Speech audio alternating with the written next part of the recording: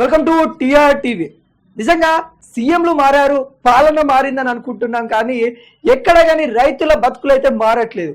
ఒకవైపు అకాల వర్షం, ఇంకొక వైపు పంట నష్టాలు అయితే జరుగుతూ ఉంది. పంటకు నీరు ఎక్కువ అందడం వల్ల కొంతగా నష్టపోతా ఉన్నారు, దోమకాటుకు గురైన పంటలకు నష్టపోతా ఉన్నారు. ఇలా చాలా ప్రాబ్లం ఫేస్ చేస్తున్న విధంగా మరి ఇప్పుడు రైతు రుణమాఫీ అయితే తీసుకొని వచ్చారు. ఈ గవర్నమెంట్ లో 2 లక్షల వరకు అయితే రుణమాఫీ చేస్తామని చెప్పారు.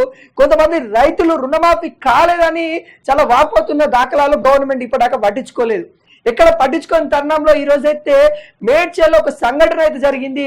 మేడ్చల్లో సురేందర్ రెడ్డి అనే వ్యక్తి, 52 సంవత్సరాలు అనే వ్యక్తి, మేడ్చల్కి సంబంధించిన అగ్రికల్చర్ ఆఫీసర్లో పొద్దుగాల ఏం చేశాడంటే అక్కడ చెట్టు కూరేసుకొని చనిపోయిన దాఖలాలు కనబడతా ఉన్నాయి. మరి ఎందుకు ఇంత రైతులు అంటే చిన్న చూపు?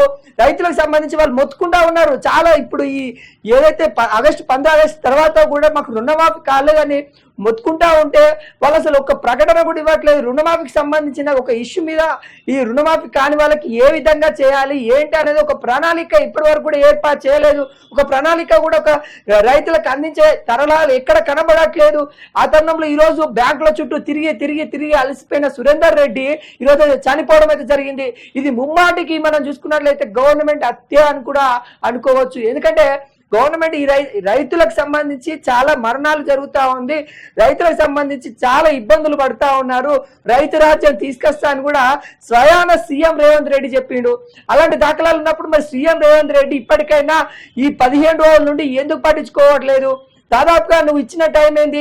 100 రోజుల్లో రుణమాఫీ చేస్తా అని చెప్పావు. 100 రోజులు అయిపోయింది, కొంచెం ఖజానా లేదు, లంక బిందలు అనుకున్నా వచ్చినావు. ఇక్కడ ఏం ఖజానా లేదు కాబట్టి మాకు 15 ఆగస్టు లోపు మేము ఏకదాటిలో రుణమాఫీ చేస్తా అని చెప్పావు. తర్వాత ఏకదాటిలో చేయలేము, ఇక ఏదైతే కొంచెం ఇబ్బందులు ఎదుర్కొంటాం, టెక్నికల్ ఇష్యూ ఏర్పడుతుంది కాబట్టి 3 దశలో చేస్తామని చెప్పారు. 3 దశలో చేస్తామని చెప్పి 3 దశలలో కూడా మనం గమనించినట్లయితే కొంతమందికి రుణమాఫీ కాలేదు. ఎందుకంటే మరి వాళ్ళు టెక్నికల్ ఇష్యూ అన్నారు, అదన్నారు, ఇదన్నారు, పేరు కరెక్షన్ అన్నారు, పేర్లో తప్పున్నాయని చెప్పారు. చాలా ఇబ్బందులు ఎదుర్కొంటా ఉన్నారు. వాళ్ళ కోసం స్వయం ఒక యాప్ తీసుకుని వస్తున్నాము. యాప్ సంబంధించిన డీటెయిల్స్ దానిలో పొందుపరచాలని కూడా చెప్పారు. మళ్ళొక విషయాలు ఏంటంటే మీ ఇంటికి కూడా అగ్రికల్చర్ ఆఫీసర్లు మీ ఇంటికి వస్తారని చెప్పారు. అన్ని చెప్పడమే జరుగుతుంది కానీ చేతల్లో ఎక్కడేం జరగట్లేదు. నిజంగా ఈరోజు సురేందర్ రెడ్డి అతను SBI బ్యాంకు సంబంధించిన స్లిప్ ఏదైతే ఉందో ఆ స్లిప్ మీద కూడా ఆయన క్లియర్ కట్ గా రాయడం అయితే జరిగింది. నాకు ఈ ఏదైతే రుణమాఫీకి సంబంధించిన డబ్బులు పడలేదు, నేను బ్యాంక్ చుట్టూ తిరిగాను, మా అమ్మకు సంబంధించిన అకౌంట్ ఖాతాలో ఈ విధంగా పడాలి, దాని చుట్టూ నేను తిరిగి నాకు ఏం చేయాలో అర్థం అవ్వట్లేదు, నేను ఇంటికి వెళ్ళలేని పరిస్థితి ఉంది, నేను ఏం చేయాలో కూడా దాన్ని క్లియర్గా కొంతవరకు అయితే రాసే ప్రయత్నం చేశారు. తను చదువుకుంది కొంతవరకు అయినప్పటికీ కూడా కొంత దాని మీద తన యొక్క బాధ వ్యక్తం చేశారు. ఆ SBI స్లిప్ ఏదైతే ఉంటుందో ఆ స్లిప్ మీద రాసి ఈరోజు అగ్రికల్చర్ ఆఫీసర్ల చుట్టూ తిరిగిన తర్వాత కూడా అక్కడ అధికారులు మరి ఏమన్నారో ఏం చేసిందో కానీ అక్కడ పూర్తి సమాచారం మనకు తెలియాల్సి ఉంది. అక్కడ అధికారులు పట్టించుకున్నారనే దాఖలాలు కూడా ఇంకా మనకైతే పూర్తి సమాచారం తెలియదు. అయినప్పటికీ కూడా ఈరోజు ఒక రైతు చనిపోవడం అయితే చాలా బాధాకరం అని కూడా చెప్పుకోవచ్చు. ఇలాంటి రైతుల పేర్ల మీద సినిమాలు తీస్తారు, రైతు పేరు మీద ఏదో ఇట్లా చెప్తా ఉంటారు, గొప్పలు చెప్తా ఉంటారు. ఇవాళ దేశానికి వెన్నుముక్క ఎవరన్నా ఉంటే రైతు అని అంటారు, లేకుంటే రైతు గొప్పోడు, అది ఇది జవాన్ అంటారు, జవాన్ తర్వాత రైతు అంటారు. ఏవైనా కానీ మాటల వరకే జరుగుతూ ఉంది. మన గ్రౌండ్ లెవెల్కి వచ్చేసరికి, వర్క్ ప్లేస్కి వచ్చేసరికి రైతుకు అన్యాయం జరుగుతూ ఉంది. ఈరోజు సురేందర్ రెడ్డి ఇంకా చాలా మంది చనిపోయిన దాఖలాలు కూడా ఉన్నాయి కానీ బయటికి అయితే రావట్లేదు. ఈయన స్వయాన అగ్రికల్చర్ ఆఫీసర్ దగ్గరికి అక్కడికి వెళ్ళి అక్కడ సూసైడ్ చేసుకుని అక్కడ చెట్టుకు ఉరేసుకున్నారు కాబట్టి ఈ ఘటన అయితే బయటికి వచ్చినట్టు కూడా తెలుస్తా ఉంది. అక్కడ ఉన్న స్థానికంగా ఉన్న ఎమ్మెల్యే మల్లారెడ్డి కూడా అక్కడికి వెళ్ళి తను అక్కడ ప్రెస్ మీట్ తో మాట్లాడిన దాఖలాలు కూడా కనబడతా ఉన్నాయి. తను మాట్లాడారు, సురేందర్ రెడ్డి గురించి మాట్లాడారు, వాళ్ళ ఫ్యామిలీకి అండగా ఉంటామని కూడా చెప్పారు. ఇది ఒక వంతన అయిపోయింది. ఏదంటే చనిపోతేనేమో ఫ్యామిలీకి అండగా ఉంటాం, లేకుంటే ఏదైనా ఘటన జరిగితే వాళ్ళకి కొంత పారిదర్శకము డబ్బులు ఇస్తామని కూడా చెప్తా ఉంటారు. ఆ ఘటన జరిగిన తర్వాత రియాక్ట్ అవుతా ఉన్నారు కానీ మరి దానికంటే ముందుకు ఎందుకు స్పందించట్లేదు గవర్నమెంట్?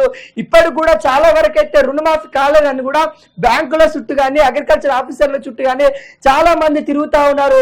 ఇక ప్రతిపక్షంలో ఉన్న వాళ్ళు ఏం చేశారంటే ఒక ఫోన్ నెంబర్ కూడా ఇచ్చిరు, ఒక నెంబర్ ఇచ్చిరు. మరి ఈ నెంబర్కి ఎంతమంది వాళ్ళు ఏంటంటే లెక్కలు వాళ్ళు కూడా ఏమైనా చేస్తున్నారు అంటే ఏం చేయట్లేదు. ఎంతమంది రుణమాఫీ కాలేదని ఒక లెక్క తీస్తా ఉన్నారు కానీ పూర్తి డీటెయిల్స్ బీఆర్ఎస్ అయినా తీస్తా ఉందంటే బీఆర్ఎస్ కూడా పట్టించుకునే దాఖలాలు లేవు. ప్రతిపక్ష హోదా ఉన్న మరి ఏదైతే నాయకుడు ఎవరైతే ఉన్నారో కేసీఆర్ కూడా ఆయన ఫామ్ హౌస్ కే పరిమితం అయిపోయారు. ఇటు రైతులు ఇబ్బంది పడుతూ ఉన్నారు, రైతుల ఇబ్బంది ఈరోజు సూసైడ్ చేసుకుంటా ఉన్నారు. ఆయన మాట మెల్పరు. ఒక లేడీ మీద ఏదైతే గోండు మహిళ మీద ఆసిఫాబాద్ సంబంధించిన గోండు మహిళ మీద అత్యాచారం జరిగింది, దాని మీద ప్రతిపక్ష నేత మాట్లాడరు. అదేవిధంగా ఖమ్మంలో వరద వచ్చి కొట్టుకోబోతా ఉంది, దాని మీద ప్రతిపక్ష నేత మాట్లాడరు. ఎన్ని ఇష్యూలు ఎన్ని ఘోరాలు జరుగుతున్నా కూడా ప్రతిపక్ష నేత అసలు మాట్లాడట్లేదు. ఇక అధికారంలో ఉన్నాయంటే నామకే వాస్ అన్నట్టే ఉంటుంది.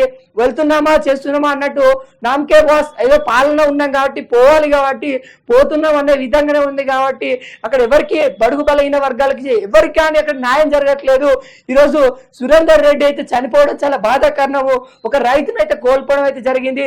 10 మందికి అన్నం పెట్టే రైతు ఈ రోజు చనిపోవడం అయితే జరిగింది. అగ్రికల్చర్ ఆఫీసర్ల మీద కూడా చర్య తీసుకోవాలి.